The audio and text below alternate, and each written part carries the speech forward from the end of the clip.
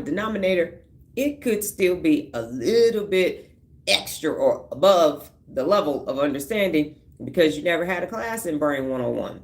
Unless you were in neuroscience or you're a neurologist, that's not something that you talked about. So today, and it takes about 3 to 4 times for me to get this. So today, I am just going to say this.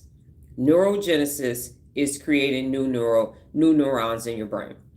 Initially, scientists thought you were born with the amount of neurons that you have and you die and that's it. New scientific research has shown that you have the ability to create new neurons. That's neurogenesis.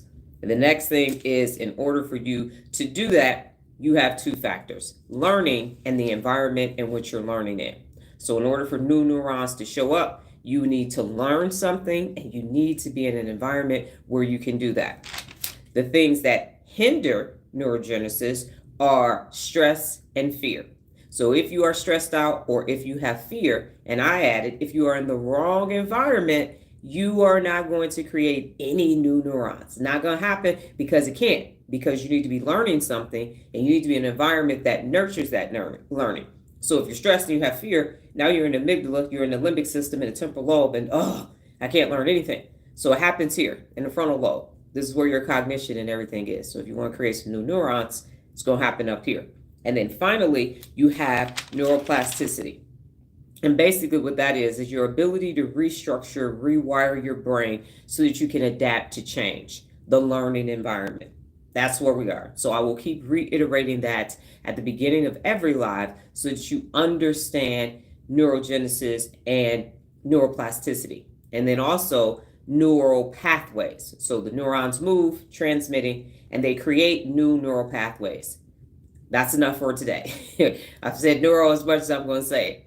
Now, what happens is your brain is not wired for personal accountability. It is not. It is wired for negativity bias. It is wired to be at your core, maybe accountable, but not personally accountable. Personal accountability says I'm going to be my best and I'm going to be accountable and responsible for all that I do and all that I fail to do. Hence, Dr. Donna comes into the situation. Now, what I've developed based upon my research of neuroscience and everything else that has to do with the brain is neuropability. And what neuropability is, it's creating neurogenesis, which is these new neurons for you to create new neural pathways to wire your brain to personal accountability. So you don't know how to be personally accountable, you're going to learn, get some new neurons, and create pathways to personal accountability.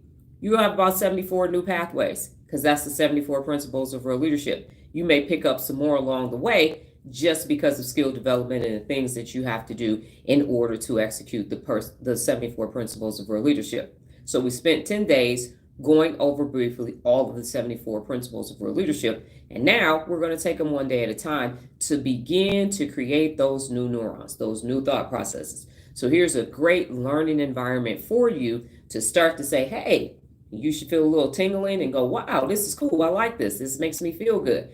Yesterday, we talked about embrace change, and that's what neuroplasticity is. It's your ability to say, oh, I'm changing, I'm wiring, okay, cool, and I can do this for the rest of my life so that you can sustain what you are learning. So walking through it briefly, you get some new neurons. You start letting them transmit. They take neural pathways, and now you have this neuroplasticity moment where now you're learning how to be personally accountable. Yesterday, you learned about embracing change. You're going to say what you did yesterday. Did you use the system? And what you did to embrace change. Today, we're talking about being coachable. When you put all of that together, you are now training your brain, using it in order for you to learn how to be personally accountable so that you can become your best. It's skill development. And when you keep, now this is going to feel like cognitive overload. It's like trying to drink out of a fire hose, and I get it. That's the beauty of the brain. Brain is like, this is too much. And then it takes it in, and then it gets in your working memory. And now you have this new skill, this new behavior, embrace change. And today, be coachable. And now it's becoming second nature for you. It's just something that you do day in and day out. These behaviors are skill sets and resources for you to use when you need them. Do you need the 74 principles of real leadership every day? Absolutely not. You'll find that you use some more frequently than others, but when you put them all together, that's how you live your life day in and day out.